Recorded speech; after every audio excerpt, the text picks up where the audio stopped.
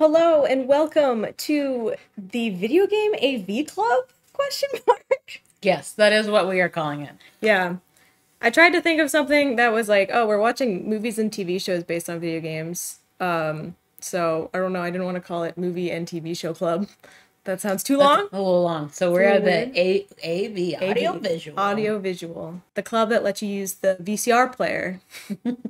Because sometimes you have to. So this is like a subsidiary, I guess. Is that the right word? For the Video Game Book Club. It's a spinoff. It's a spin-off. That's a perfect word for it. Because, those are books based on video games. So, Also, it's a lot shorter to watch an episode or movie than it is to read a 350-page book. That's true. So what did we watch this week? This week we watched Mass Effect Paragon Lost, the first and so far only Mass Effect movie, until that Henry Cavill TV show or whatever is getting teased comes out. Isn't he still doing The Witcher though? I thought he quit The Witcher. No. I don't know though. I don't know if Netflix will let him.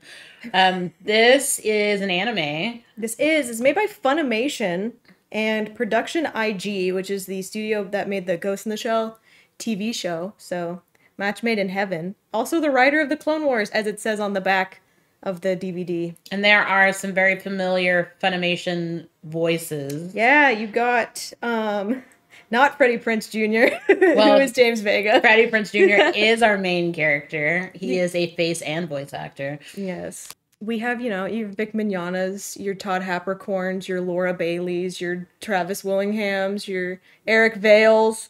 All my 2000s anime fans, yes, dub fans over here. All people that you're like, that voice sounds familiar. Yeah.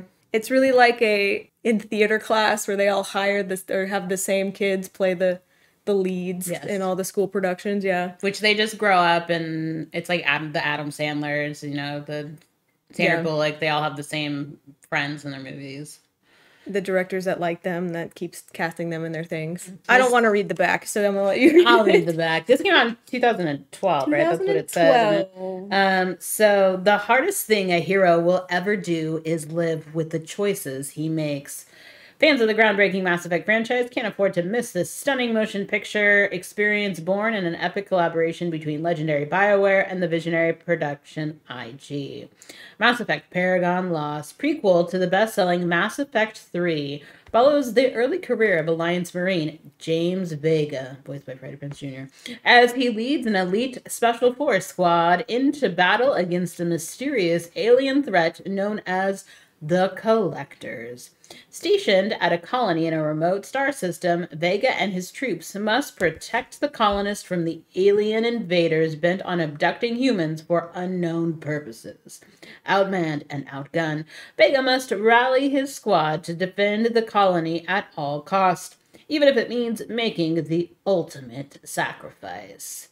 Do you feel like that was a appropriate? Yeah, I mean, that summed summary? It up, I think, pretty well. I would only say that they are sent there not to fight against a mysterious alien threat. Not at first. Not at first. So that, I feel like that's a little bit misleading, but that's pretty much what this movie is about. So I bought the DVD because it's pretty cheap online. It's like $5. And it comes with a sticker. Yeah. That says Forever Normandy. Can look like James Vega with his Remember the Normandy. Yeah. And it also comes with bonus multiplayer material for Mass Effect 3, which probably doesn't work anymore. And this sick feedback, postcard. That's like, hey, did you like movies based on video games? Would you like more of those? How many animes and video games did you purchase in the last 12 months? Get ready, Funimation, because I'm sending those in. I want more, but I don't think it matters because this was made in 2012, so... there has not been another. So. I bet they'd be surprised to get that in the mail. Like, hey, someone still bought it. I did. You can also rent this on Amazon Prime, I believe. You can rent this on Amazon Prime if you don't want a cool sticker, so... But it's almost the same price to rent it as it is to just buy the Blu-ray, so... Up to you if you want junk in your house. Is it worth the $5-6 that it is to purchase? Yeah, I'd say so. I got a sticker. I'm pretty excited about that. Stickers these days are kind of expensive, so I can put this on my water bottle. there you go. Remember the Normandy. Remember the Normandy. So this happens during the events of Mass Effect 2-ish. This is before Shepard wakes up and whatever James is up to. Yes, because James joins N7. He is a super Commander Shepard fan at the beginning of this movie. He puts the badge on that says "Remember the Normie." So, but yeah, everyone thinks Shepard is dead in this movie, even though this is a prequel for 3 because you don't meet James until 3. It's kind of also a prequel for 2 because it gives you a lot of details on the collectors. Yes, and Cerberus is also brought up. It was entertaining. It was edgy, dude. This is rated MA. There's language. There's language and there's violence. And there's... But I think it was pretty tame language and violence, to be honest. It wasn't that bad. No, it's what you would kind of expect. I don't know if there's language in the Mass Effect game. I don't remember there being language in the Mass Effect games. Don't think so. I don't know. Maybe it gets worse in 3. I don't remember, but I don't think so. So this was about an hour and 30 minutes long. Not that bad. You also can get a sneak peek at the EA Studios. Yeah, we watched All Doors Open, a look inside Electronic Arts, which was very MTV. Yes, it was very like, this is my crib. Hi, Funimation, check out my crib. And then they didn't show us BioWare. They just showed us The Sims and... Dead Space. It was an ad. It was an ad for The Sims 3 and Dead Space 3. And they have a Starbucks in there. They have a Starbucks. And a gym. Then they had a look inside Mass Effect Universe, which they finally went to BioWare and they looked at Mass Effect 3. And how they animate and do all that stuff. That's all the extras. That's the extras. Including extra 45 minutes of extras. Wow. Oh, I would say one of the issues that I had, I mean, it was decent. We liked it. Yeah, it was fine. There was a little bit of an issue with the voice sync up. And so actually asked Savvy during it if it was made for an English voice or if it was dubbed. I'm pretty sure Funimation and probably EA asked Production IG to make this. So they probably paid for it. But then again, like, having a foreign company make your lip sync is kind of rough. Like, I remember somebody talking about this with the Goofy movie, because they outsourced the Goofy movie to, like, France or something to do some of the animations, and they had issues with the lip syncing, so they had to, like, do it over again. They're like, hey, French, stuff like that. We speak differently than you. That just happens.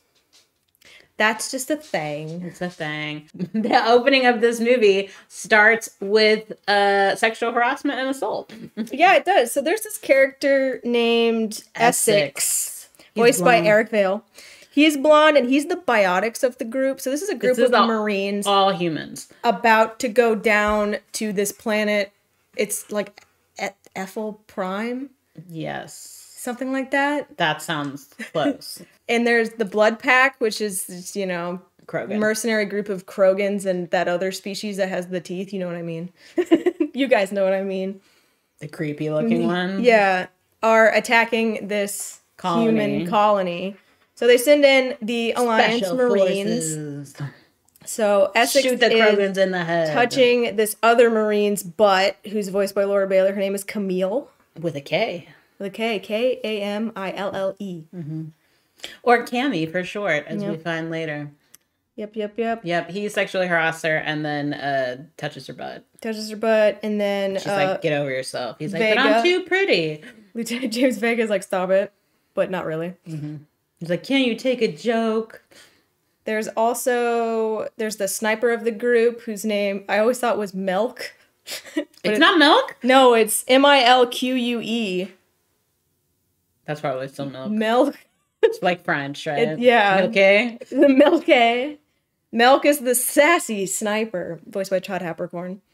And the smart one, which one's named Nikki. We dubbed Glasses because he's wearing glasses because he's smart. He's the smart one. Voiced by Josh Grell, and I think that covers it, right? The pilot who quits, right? Who quits? Mason is also there. He's got like a scar on his face. And then there's also another bunch of other members that there's a commander are not paying attention to. Yeah, the commander is Captain Tony, voiced by Travis Willingham, and a bunch of other people who are about to be fodder, basically. Yes. So they crash. They get shot down. They like tried to sneak attack. They shot one, and then of course everyone knows their location, and so they get shot down. And our hero. So the people we just talked about are the only ones that survived the crash. The rest of the people that were cannon fodder just fell, and then the Krogans like stepped on them and shot them and stuff. Because in the ship, it was after the sexual harassment incident, and I'm gonna just call him Glasses. Nikki. I forgot. He has like the easiest name. It's like the most normal name. Yeah. I forgot it already. It's not Melk. So it's funny though because he's looking at his what are those things called? The Omni Tool? Omni Tool, yes. He's looking at his Omni Tool and he's like, is it weird that the mission hasn't popped up yet? Is it normal for them to just like put it in our inbox like as soon as it starts? Oh yeah, he's like, we don't know what we're up against. That's weird. Side quest. And then the captain comes out. And it's like, Krogan. All of a sudden, they're getting ready to go into battle and there's way more people on the ship than we originally saw. It zooms out and there's like more people and you're like, oh, okay. It's the red shirt team because they definitely did not make it. Yeah, when they crashed, those guys went flying because they weren't wearing their seatbelts. Safety first. Our team was wearing their seatbelts, so they're still like kind of dead in the pod. Not dead, but they're like passed out in the pod still that crashed. Yes. And then the other team's just getting obliterated to show the violence. This is MA, remember? Mm-hmm. Shoot him in the face. The pilot says he quits. He's tired of this. Someone has to get their leg reset. I forgot that was the captain. Yeah? Yeah. Okay. The captain's leg is like the back way. It's gross. Yeah, and he's like, bite down on this. Yeah, and he resets his leg. Which then makes him scream, which then now everyone knows where they are. So they're like hiding behind rocks, and do we have to go into depth with this fight scene? No, it's an introduction to our characters. We get a little bit of their personality, and they don't really work as a unit. They're a terrible team. Yeah. So his plan was Vega over here, James, is just gonna like go for it, and he's like, I need sniper cover, but he asked the sniper to give him his shield. Yes, because he's going to be out there, but he's like, cover me. So the sniper no longer has a shield. The sniper doesn't have a shield, but still has to cover him. So he's up at the top of a rock about to cover him. And then you have biotic asshole Essex and what's her name? Camille on the same team. Their B team. They're going to go around the backside. Going around. And then you have smart dude. I don't know what he's doing, but he's somewhere else. He's still behind the rock, I think. And that's and there's the main Krogan. That's Boone. That's Boone. The main Krogan. He's got an eye patch, so he's distinguishable from the other Krogan because we'll get a little racist in this. Everyone looks the same. That was so in the Mass Effect book club, right? That's what they said. Humans are the only ones that look different in their species. It's just an excuse to reuse assets. So that's their plan. So Vega is getting attacked and he's like, where's B team? And B team's taking their sweet time walking around the side. And then Sniper Boy gets attacked he gets shot in the neck. So his artery spurts and he has to hold it. But he still does his job. And then Glasses dude, Nikki, gets his arm hit and Biotics dude is like, I don't need a gun. I have biotics. And he throws his gun at the lady and misses and hits a rock. Which makes noise. And then the Krogan turn around. And attack them. Not surprised. Which gives Vega a chance to go attack the leader, Brood. And he sucks. I mean, is it Boone or Brood? I thought it was Brood. I don't know. It's Brood. Brood. Voiced by Justin Cook. And he's just failing at this attack. Brood, like, grabs him by the neck. And meanwhile, B team, like, the Biotics kid is like throwing people around and accidentally throws a dog onto Camille. Like he takes her out. Yeah, he takes her out. She's down for the count. A dog was thrown on her. Dog isn't not like a. It's a Krogan dog. It's a Krogan dog. Yeah. No dogs were. So now everyone's kind of down, except for the Biotics kid. He's still kicking. But he gets taken by Brood, and he gets stomped on. Oh, he does get stomped on. Oh, man. Krogan are thick. Yeah, he's stomping on his ribs, so he's totally dead. But Vega gets him and then chokes him out and then shoots him in the head. Yeah. and that passed him out. And he's like, just end it, because the biotics kid comes up and is like, I'm gonna kill you. He's like, do it. And then Vega's like, no, don't do it. He's like, this is war. He's like, yeah, you're right. And now he is a prisoner of war. Take that.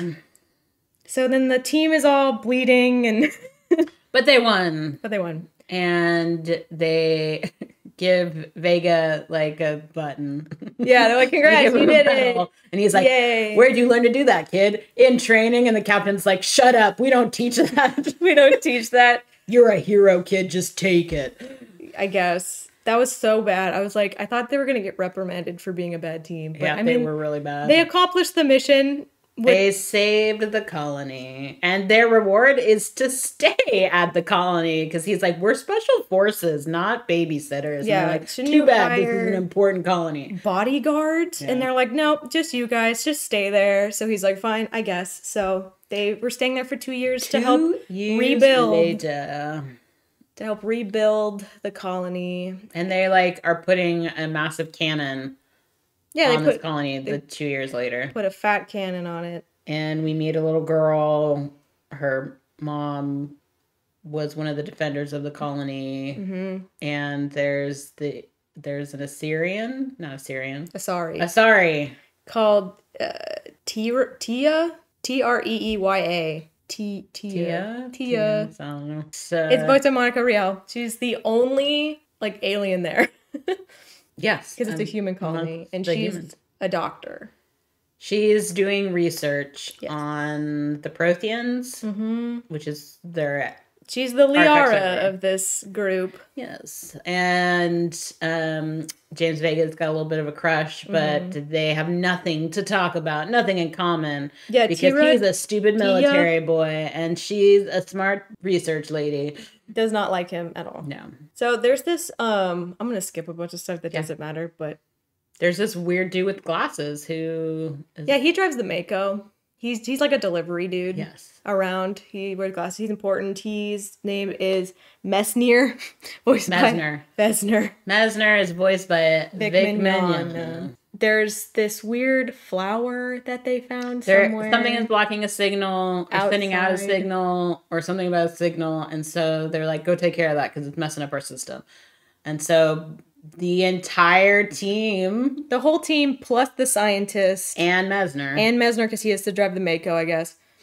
Go to check out the flower. It ends up being a flower. That's like looks like a flower. It's like this weird thing. And they're like, well, we should just shoot it because that's what we do. And the scientist Asari is like, no, you don't understand it. I figured that's why they brought her there, to like check out the flower, but then they just shot the flower and then she cried. And then she took the remains to a weird scanner thing that was Prothean. So she has connections to the Protheans. There's still stuff or data in the like flower remains, and it's like it's sending a message, I think, is what it was saying before whomp, the thing opens up and the ship comes down. Yes. And then the ship expels all these little bugs, which is so gross. And all these bugs, they kind of look like moths, come out and are KOing the colonists. Yeah, they're like attaching to your spine, and then they bite you, and then you fall down. Yeah, so all these colonists are in paralysis. Everyone's freaking out. Our main team is like huddled up in a room, trying to figure out what's going on. They tried. There's an underground bunker, and like the colonists shoot their way in, but then the bugs get them like in seconds, and then they decide to go look around. They split up. And Vega finds the little girl, and the mom is they're still awake, and they're like running, and then they get paralyzed. So Vega's with the Asari, and they hide, and they see these large bug creatures, which are the collectors, come and pod. Yeah, I guess they pod them. They pod the little girl and her mom, and that's when they're like, huh. They're collecting them. And they're taking them to their ship. And so they're like, well, we need to blow up the ship then before they bring the colonists there. And they're like, hey, what about that giant cannon that we just put in? They're like, oh, good idea. So they go into the base to try to blow up the ship. But they have to get to the underground bunker to get there. Yeah. And the door was blown open, so they have to seal it, but Nikki knows how to do it, the glasses guy. First, he figured it out, how to seal the door, but they have to fight off all these bugs, and so they leave Essex. But Camille got taken. Camille did get taken. But Essex was with Camille because they're B team, and she gets taken by the collectors, like grabbed in an elevator, and like he tells no one, and then they're like, "Hey, what happened to Camille?" Yeah, and her boyfriend, who is the pilot, Mason, asks what happened to Camille, and they've been fighting together for a while now, and he's like, "They took her." Yeah, they took her, and he stays behind while they close the bunker doors to like fight off the bugs. Because he's biotic and none of the weapons are working against the bug. I guess not. He's like, well, I'm going to die. I might as well be glorious might as well be cool. Yeah, might as well look cool. So Camille's out of commission and now Essex out of commission. Because they bit him. Yeah, they bit him. But then they take him to the sick bay. And they're like... Yeah, I guess the collectors didn't have enough time to collect him. So he's paralyzed. They like scan him in their like very Star Trek scanner. Yeah, they're trying to figure out how to stop the paralyzation. And they actually do. The Asari lady comes up with a cure. No, it was a glasses guy. Glasses guy? Yeah. She's just, because the Asari lady's kind of worthless, to be honest. Rip. Yeah. She's scared of everything. She almost falls off the cliff when they find the flower. And... Okay, well, glasses guy finds a cure and... But you don't find that out later. I was confused as to who found the cure, but they have one, I guess. It's a little green vial that they're carrying, tiny. This is when we find out that Messner works for Cerberus. And that the Krogan from the beginning of the movie is locked in the basement. Yeah, they keep hearing this pounding underneath them, and they're like, what's that? They go down, and they just see that Brood, the Krogan, has been locked underneath this place for 2 years because they were like, it'd take too much money to ship him. So yeah, he's like, you were supposed to be sent to the Alliance like months ago, and they're like, yeah, it's too expensive, and I would have broken out anyways, so they kept me here for experiments. And so they leave him in there. Yeah, they're like, let me out. And he's like, no, you're just going to stay in here. Yeah. And then Messner is working for Cerberus. They check the computer data, and I guess people knew that he was working for Cerberus and giving out information on this. That's colony. Why they got denied entry into the underground tunnel the first time. Yeah, because of him. So then they hear the banging again, and they're like, oh my gosh, Brood is up to his shenanigans, bouncing around. Nope, it's not. It's not Brood this time. It's a hunter. Which is part of the collectors. And it's creepy because it's not just the hunters. Because first you see Camille. And she is like encased with other collectors. Yeah, they basically just like shoved her into a collector body. It's a giant I don't know why they did that. I guess to be like... To like lure them out and like, you're your friends here. It totally reminded me of Leviathan. If you've ever seen that like sci-fi movie where they're drilling under the water and they it absorbs the friends. But, ew. Because it didn't even try to be like, it's Camille, let me in. It was literally just like Camille was like super glued to this collector. Yeah. And then her boyfriend Mason is like, Camille! And he runs and he gets vaporized. Like, they don't even collect him. He just gets vaporized. Like, the hunter is just out to hunt them. Yeah. They don't want to collect them. He's like, you're a nuisance. We're here to kill you. Exterminate you. So, they're trying to fight this hunter thing, and do they go get Brood out?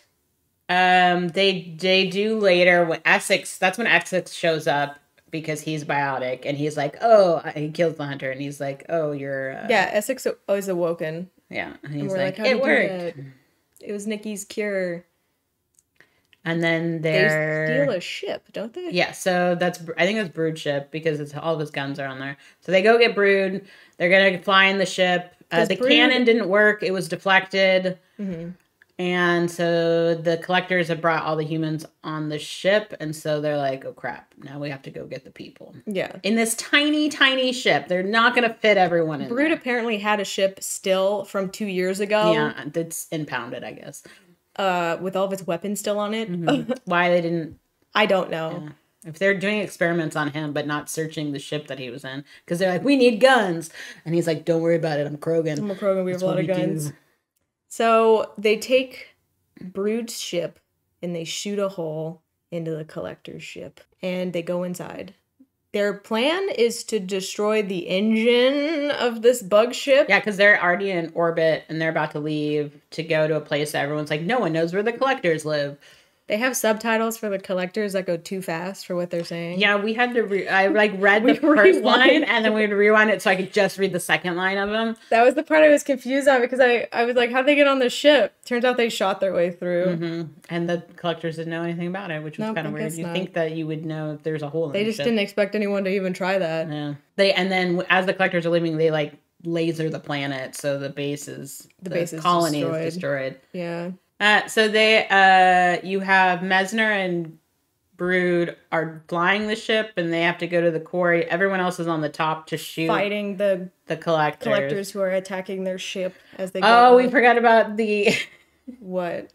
Before they left, they're like, we have to make a decision, and Vega's like, I'm going for it, and everyone who wants to come with me. Oh. Yeah. And he's got this flask, which he got at the beginning when it said 2 years later. It was supposed to be the best brew because everyone's like, you're the hero. 2 years later. Best booze. And so he takes a sip of his flask. They're like, we got to save the colonists. So they all take a drink. Out of the same flask. It's like making out with indirect kisses. You must all make out before we're allowed to go. They drink out of the flask. That's important information for later. Not the kissing part, but the flask part. Yeah. The indirect kissing part is important. So we're back on the collector ship. Sorry, we had to rewind that because I forgot about that. Yeah, me too. And you have the two guys flying the ship, and they're like, we got to go to the core so that they can't go out into space. And then you have everyone on top that's fighting, and they're not doing a good job. They're not. They're getting like they're getting attacked by the bugs and paralyzed on the top of the ship. Mm-hmm. They're doing a horrible job. And Messner just shoots Brood in the head multiple times. Shoots him like twice. I can't let you destroy that core. Yeah. And they're like, what? So everyone's KO'd or shot in the head, except for Messner. And then you see Vega being put in a pod. Uh-huh. Everyone's being put in a pod. Except for the Asari. Yeah, for some reason the Asari managed to make it out. I guess she just got KO'd. And she didn't even get KO'd because she's awake. She's talking to him. Maybe she woke up first. So yeah, Messner's giving his evil villain speech where he's like, I was working with the collectors. The whole time. Because Cerberus wanted to know about them. So he's talking about his evil plan to collect information about the collectors to give to Cerberus in front of the collectors. Yeah, the collectors are huge in this area, by the way. They're like 4 times the size of the people. So all these people are in pods while Messner and the Asari are talking. And as the pods come up, you see the thing in it like pop, like juice. Yeah, like humans explode. pop and then they're making jelly. They go into a tunnel and we don't know where they go to. So they're not just collecting. They're juicing as well. Messner wants the Asari to come down to this area where there's Prothean technology. There's like a glowing tablet. And he's like, you gotta touch the tablet. I tried humans touching the tablet. And there's like mummified people around the tablet. Like he didn't even clean up after himself. There's 3 dead people around the tablet. And he's like, yeah, so I want you to touch it. She's like, what if I don't want to touch it? And he's like, well, you're going to want to touch it. So yeah. So he like forces her hand on there. Yeah.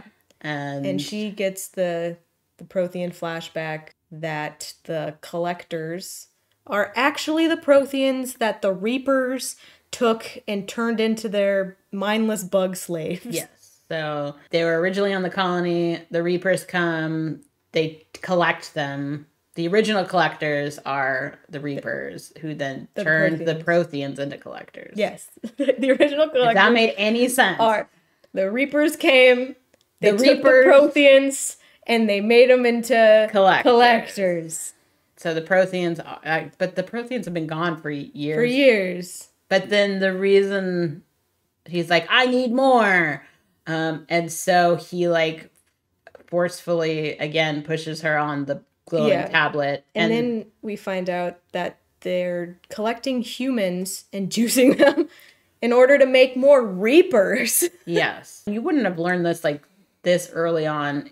Vega's in Mass Effect 3, but you don't find this out until I think Mass Effect 3, do you? I don't know. I don't remember. So I don't actually know. This was good knowledge for me. Yeah. So there's a lot of spoilers in here if you are not a Mass Effect fan. Well, if you haven't played like 2 or 3, this is a big spoiler. But I mean, who hasn't played 2 or 3? Most people haven't played 1. So it doesn't matter. It's a huge jump. So this movie also info dumps a lot. Yes. They bring up Commander Shepard a lot. They bring up the events of the They bring up Cerberus, but they don't bring up the Elusive Man, though. Yeah, they bring up Cerberus. That's kind of weird. They bring up, they tell you so the council, much stuff that I'm like, I don't know. The Shadow Broker, which... Yeah, they talk to Liara at some point, and it's a lot. Like, I can't imagine watching this if you don't know anything. Also, I don't know how much it would make sense on its own either. Like popcorn in your hair. Obviously, we watched the movie. What are we talking about? Info dump. Oh, okay. Yeah, so there is a lot of, you necessarily call them Easter eggs, but there's a lot of references that if you are not familiar with the Mass Effect world, you would not understand. And I think on its own, you could kind of get the events of what's happening in the movie, but it's not as impactful if you don't know like the lore and stuff behind it. Anyway, where were we in the story? Oh, yeah. They are juicing humans, and the Protheans are the collectors. Yes. Okay. So we got that info.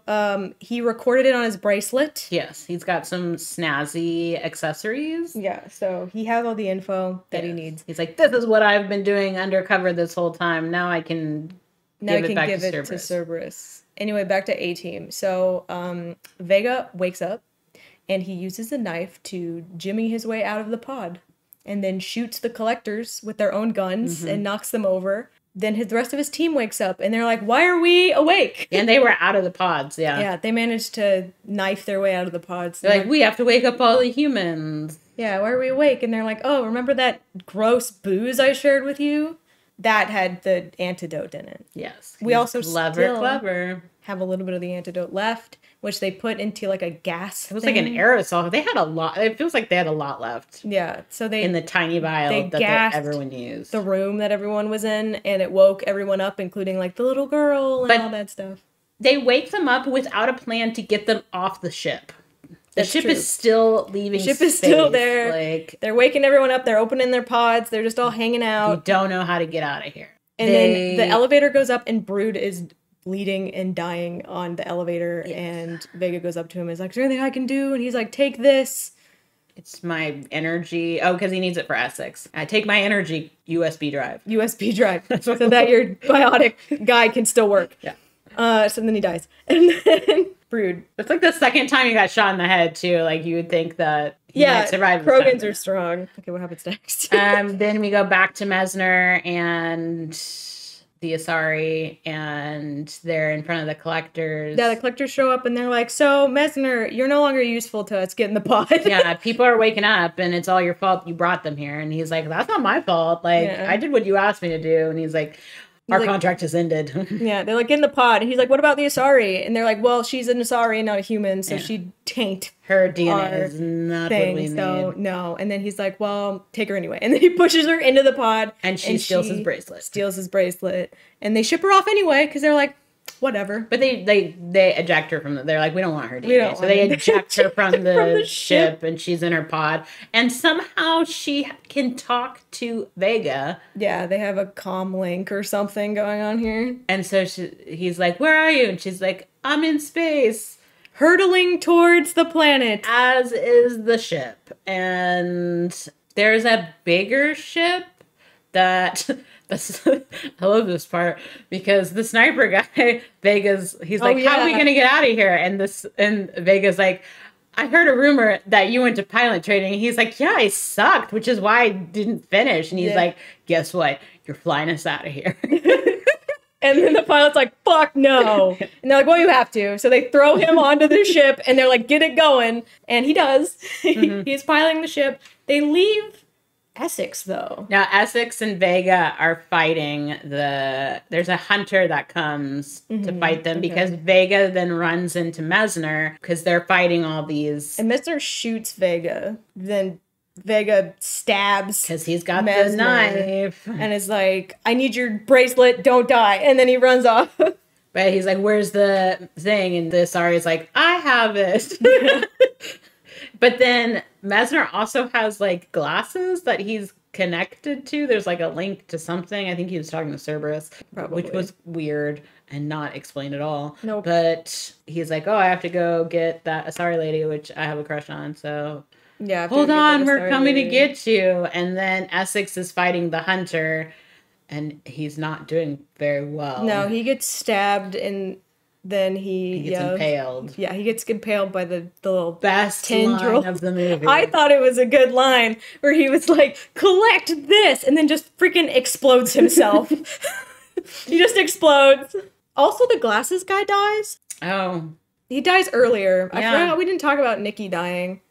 Nikki dies because the Asari lady's still there. I don't know how he dies. I'm sorry. I don't remember. Vega like ran out of ammo and then he was like, oh, he jumps in front of him. Yeah, he sacrifice for he's like yeah, I forgot to tell you that. So now the only two left are the sniper guy and Vega.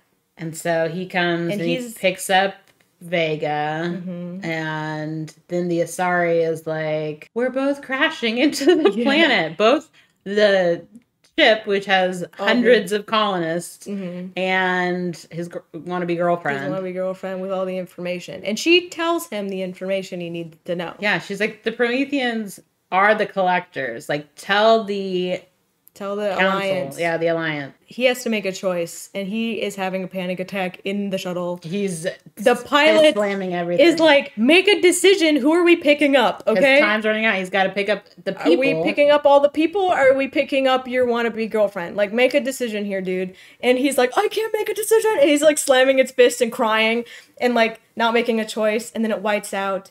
And then we're back on the Citadel. It blows up. It looks like an atomic bomb went off. And then you're in the Citadel. You're in the Citadel, and you see Vega, the sniper guy, and the Asari. Oh, decision. He picked the Asari, and the Citadel's like, wow, what a real hero. You killed all those colonists so that you can information. Give us information. So now we know all the things. And we have the antidote. And they have the antidote, and now they say he can do N7 training. So, congrats, you're a big hero. Here's the medal. And Commander Shepard is still alive. Oh, yeah. He's like, what? Yeah, they told me that too. That or gal. Lady. Or gal. We played as the lady. They were not sex specific. Which is gender good. Specific. It's good. How it should be. And yeah, so then he has to go back to rebuild. Yes. So before he goes to N7, he's like, I don't deserve. I'm no hero. And then he lands on the planet and he sees the little girl's doll, and then he just has a freaking mental breakdown. And so does the Asari. Flashback, which was really odd because we're like, did he imagine all that? Because you go back to the ship, you see the commander is like shooting things, and the little girl and her mom are like hugging each other. She's like, James promised he's gonna come save us, right? And then they get crushed by a rock, or the ship like comes down on them, and you can watch all of them die now. So they wanted to share that with us. Yeah. Because we thought there was like, oh, maybe he didn't make that decision. And he just like played through what the scenario would look like if he saved the Asari. Which is a little egotistical because then he's like, I would be the hero. Yeah. But anyway, that's not what happened. He actually did kill all those colonists. And then he's having a mental breakdown in the water. He's like crying and slamming his fist in his head on the ground. And he's like in front of the memorial. Over dramatic. He looks up. There's this big memorial that's like, all the people that died here. And then they all salute it, and I guess it's fine now. And then it ends with him in N7, about to drop ship. And he's like, Marines, this is what we trained for. And then he looks back on all the people that died throughout this movie, and he's like, this is for them. And then he drops ship. The end. The end. I hope that made sense, everybody. I feel like that was a whirlwind. It was very action-packed, and a lot of things. We were confused as we were watching it, though, so... if our confusion is in our retelling of the story, then I apologize. You are with us in confusion. There was also some weird points where Vega, by the way, speaks Spanish randomly. See, we missed all the bits where I'm pretty sure Camille dated Essex in the beginning and then like dumped him for the pilot. Because she makes a penis joke. She makes a penis joke, and she also makes the "you're in the doghouse." So yeah, he was just kind of like sexually harassing her the whole time, and she's like, "Learn when to quit." And he did not. And then she was with Mason. And she was somehow weirdly in her bra. Yeah, so everyone else had this, like, zip-up suit on, and she unzipped her suit to, I don't know, get air. And it's just in a bra. Air him out. Whatever. It's an anime. Put your shirt on, girl. Thing. You are on duty.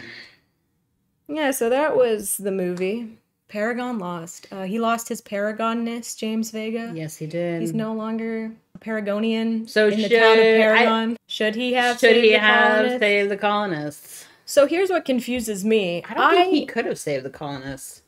Probably not in time, because there's a lot of them. And they didn't have that big of a ship. Did you come up with the antidote in 2 as Shepard? Because you pick up Morden to make the antidote for those bugs. And I'm like, so wait, did he just not do it? He stole it? I don't know. Granted, if you know, and this is frustrating, I haven't gone back to the Citadel yet. Right now, you're like, no, dummies, this is what happens. So, okay. So it was a long time ago. Based on ignorance, I won't ask this question. And I'll just let it slide. I'm going to assume it's canon. I don't feel like it was canon, because I remember meeting James on the planet. We're going to use our magic answer box to look this up right now. I remember meeting James on the planet, and he's like, the colonists had just been taken by the collectors. And maybe they rebuilt the... They were rebuilding the colony while he was there, and that's when you meet him. And then he, like, doesn't want to go on. He's, like, hesitant to go with you, even though he's such a fanboy. The Alliance apparently... Okay, so this is a Reddit comment that's like, is Paragon Lost non-canon? Not only does it have Vega getting his N7 commendation almost directly after the events of Fel Prime, which is the human colony, it also shows starting his N7 training and getting promoted to Lieutenant Commander, all of which completely contradicts what we see in Mass Effect 3. I did remember correctly. On top of that, here's the list that this guy on Reddit made up. The Alliance apparently had data on the collectors all along, proof of Reapers. Collectors actually are refurbished Yeah, because they don't really, they're the big mystery. But decided to do nothing with it. I can understand them not wanting to tell Shepard because of the working for Cerberus thing. Because Messer says he knows where their home planet is, too. And, like, that's the big thing, is that no one knows where the collectors are coming from. Well, they know what, like, Mass Effect Relay they come from, but no one comes back, which was in the book that the second book. Biotics apparently require battery packs, ? Yeah. That was weird. We were asking about that because he was like, I can't use my biotics. And we're like, why not? That was weird.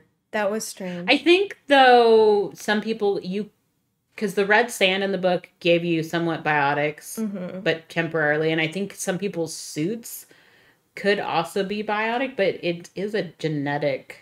Well, maybe because you can get implants, right? Yeah. Do you think that requires batteries? Oh. What if Brood just gave him red sand so that he could get biotics?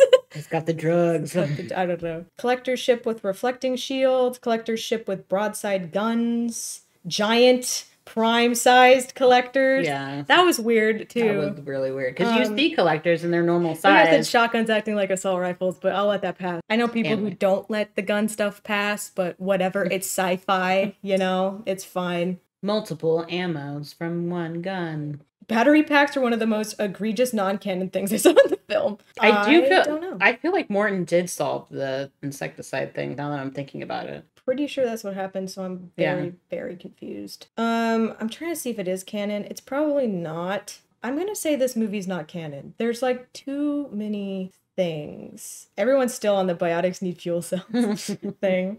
Pretty mad about that. Charge me up. I love reading through paragraphs people write on forums. BioWare has stated repeatedly that there is no canon. Okay, BioWare. But Mass Effect doesn't exist. Canon doesn't exist. And that's what we learned today. If you watch a thing and it doesn't follow your mental canon, ignore it.